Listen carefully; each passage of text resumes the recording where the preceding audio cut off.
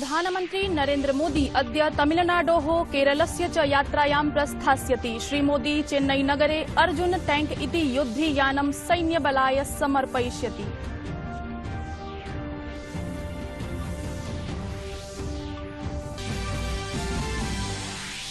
संसदा इषमः जम्मू कश्मीर पुनर्रचना संशोधन विधेयकं ह्यः अभ्युपगमितम्। यद्यपि राज्यसभया विधेयकमिदं पूर्वमेव पारितमस्ति।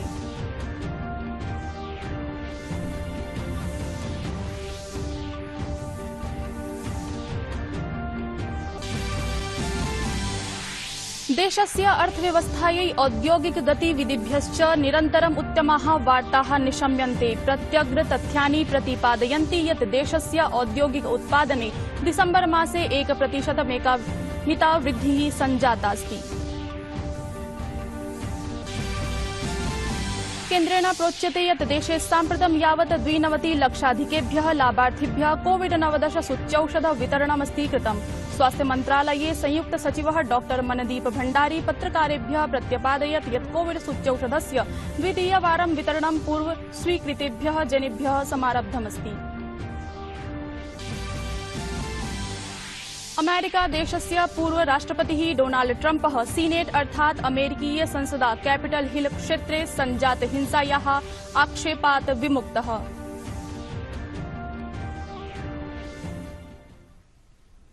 अभिवादये, अहमस्मि हेमलता। अत्र भवतां भवतीनां च स्वागतम्। डीडी न्यूज वार्ता प्रसारणेऽस्मिन् अथ वार्ताः विस्तृतीकृताः। प्रधानमन्त्री नरेन्द्र मोदी अद्य चेन्नय्यां विकासस्य परियोजनानां शिलान्यासं करिष्यति। चेन्नय्याः इण्डोर स्टेडियम इति प्राङ्गणे प्रधानमन्त्री सैन्यबलाय युद्धयानं सैन्यबलाय समर्पयिष्यति। जनान् अपि सम्बोधयिष्यति। प्रधानमन्त्री नरेन्द्र मोदी अद्य तमिलनाडोः केरलस्य च यात्रायां प्रस्थास्यति। श्रीमोदी चेन्नईनगरे अर्जुन टैंक इति युद्धयानं सैन्यबलाय समर्पयिष्यति। योधक टैंक यानमिदं रक्षानुसन्धान विकास संगठनस्य योधक वाहनानुसन्धान विकास प्रतिष्ठानेन सूक्ष्म लघु मध्यम उद्यम मन्त्रालयस्य अन्योद्यमानां सहयोगद्वारा स्वदेशे एव विकसितं निर्मितं चास्ति। श्रीमोदी चेन्नई मेट्रो रेल यानस्य प्रथमचरणस्य विस्तारस्य उद्घाटनमपि करिष्यति। वाशरमेनपेट इत्यतः विम्को नगर पर्यन्तं यात्री सेवापि समारप्स्यते। प्रधानमन्त्री चेन्नईतः अत्तिपट्ट क्षेत्रस्य मध्ये चतुर्थ रेल पट्टिकायाः उद्घाटनमपि करिष्यति। प्रधानमन्त्री विल्लुपुरम कडलूर मलयादुत्तुरौ तंजावुर मयिलादुत्तुरौ तिरुवरूर स्थानेषु एकपक्षीय रेल पट्टिकानुभागस्य विद्युतीकरणमपि उद्घाटयिष्यति। एतदतिरिच्य प्रधानमन्त्री ग्रैंड एनिकट नहर प्रणाल्याः विस्तारस्य नवीनीकरणाधुनिकीकरणस्य कृते आधारशिलामपि संस्थापयिष्यति। असौ मद्रास IIT संस्थानस्य डिस्कवरी परिसरस्य आधारशिलामपि प्रतिष्ठापयिष्यति। प्रधानमन्त्री केरल यात्रावसरे भारत पेट्रोलियम निगम लिमिटेड इति समवायस्य प्रोपलीन आधारितां पेट्रो रसायन परियोजनानामपि राष्ट्राय समर्पयिष्यति। श्रीमोदी कोच्चि नगरस्य विलिंगडन द्वीप समूहे रोरो वेसल्स इत्यपि राष्ट्राय समर्पयिष्यति। Shri Modi Kochi shipyard limited समवाये marine engineering training institute इति तटरक्षा अभियान्त्रिकी प्रशिक्षण संस्थानस्य विज्ञान सागर इत्यस्यापि उद्घाटनं करिष्यति। एतदतिरिच्य असौ कोच्चि जलपोतपत्तने साउथ कोल बर्थ इत्यस्य पुनर्निर्माणायापि आधारशिलां संस्थापयिष्यति।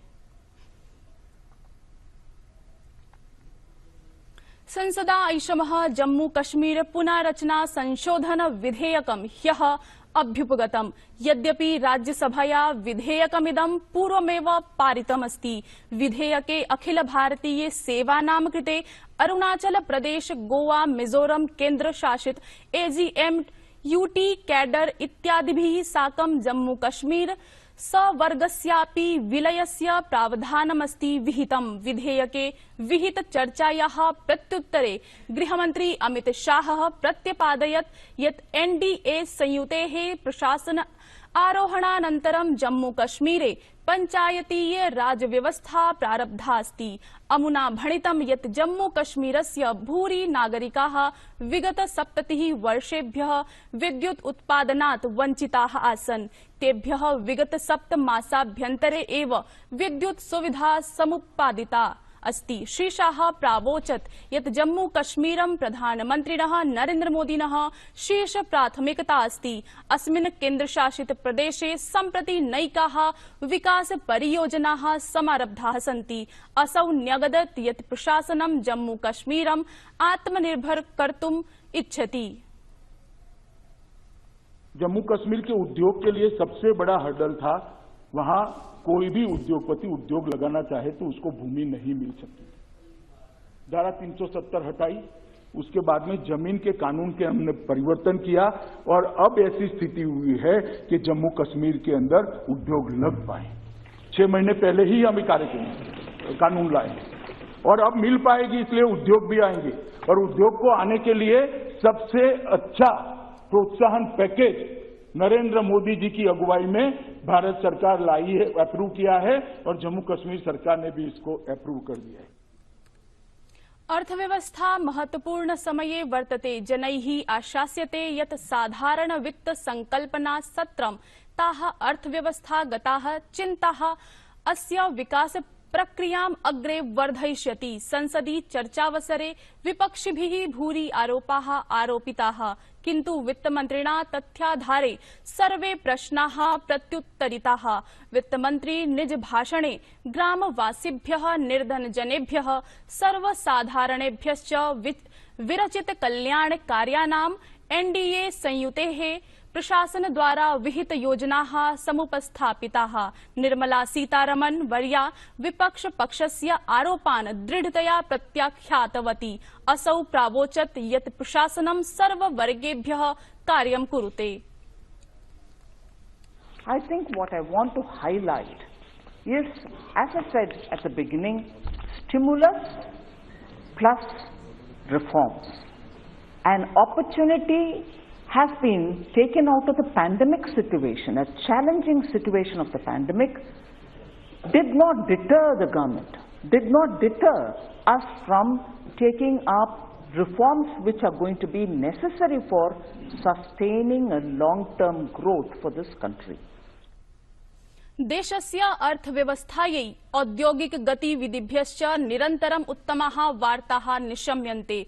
प्रत्यग्र तथ्यानि प्रतिपादयन्ति यत् देशस्य औद्योगिक उत्पादने दिसंबर मासे 1% वृद्धिः संजाता अस्ति। अस्याः वृद्धेः मुख्य कारणं विनिर्माण क्षेत्रस्य उत्कृष्ट प्रदर्शनमस्ति। 19-2000 वर्षीय दिसंबर मासे औद्योगिक उत्पादने 0.4% वृद्धिः संजाता आसीत्।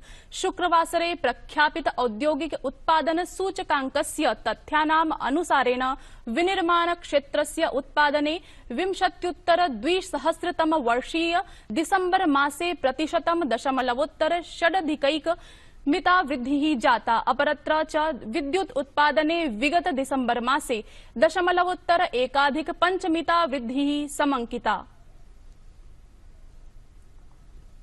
केन्द्रेण प्रोच्यते यत् देशे साम्प्रतं यावत् 92 लक्षाधिकेभ्यः लाभार्थिभ्यः कोविड-19 सूच्यौषध वितरणमस्ति कृतम्। स्वास्थ्य मन्त्रालये संयुक्त सचिवः डॉक्टर मनदीप भण्डारी पत्रकारेभ्यः प्रत्यपादयत् यत् कोविड सूच्यौषधस्य द्वितीयवारं वितरणं पूर्व स्वीकृतेभ्यः जनेभ्यः समारब्धमस्ति। अमुना भणितं यत् द्वितीयचरणे अधुना यावत् 68,600 मितेभ्यः स्वास्थ्यकर्मकरेभ्यः कोविड सूच्यौषधमस्ति सम्प्रदत्तम्। युगपदेव सूच्यौषध भण्डारणस्य नयनानयन तन्त्रस्य च सुदृढीकरणमपि कथं विधेयमिति परिचर्चितम्। अमुना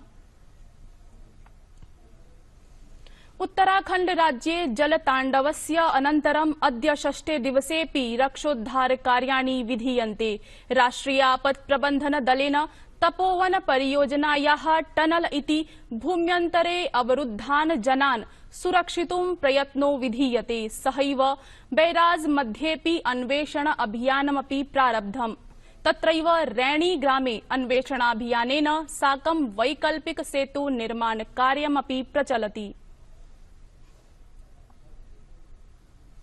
चेन्नई नगरे इंग्लैंड देशस्य दलेन साकं द्वितीय क्रिकेट निकष स्पर्धा श्रृंखलायाः प्रथमदिनस्य क्रीडावसानं यावत् भारतेन 6 क्रीडकानां हानौ 300 धावनाङ्काः सन्ति समर्जिताः। ऋषभ पन्तः 33 धावनाङ्केषु अक्षर पटेलश्च 5 धावनाङ्केषु क्रीड्यमानौ वर्तेते। रोहित शर्मणा 61 धावनाङ्काः समर्जिताः।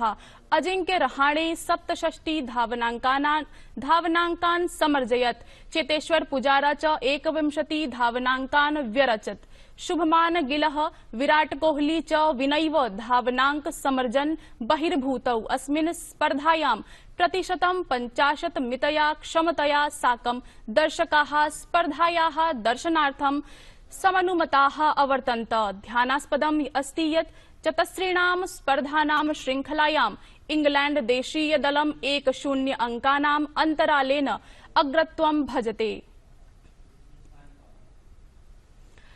प्रियाः प्रेक्षकाः, वार्तावली इति साप्ताहिक कार्यक्रमस्य पुनः प्रसारणम् अद्य 11 वादने डीडी न्यूज वाहिन्या भविष्यति।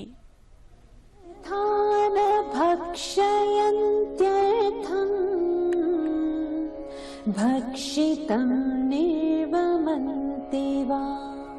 बाली द्वीपे च यत्र तत्र सर्वत्र अद्यापि हिंदू संस्कृतिः संस्कृत भाषा च अनुस्यूते इव लक्ष्यते। हमारी जो सभ्यता है और विचार है उसमें इतनी शक्ति है कि दुनिया यहाँ झुकेगी, इस तरफ उसका दुनिया का रुझान होगा।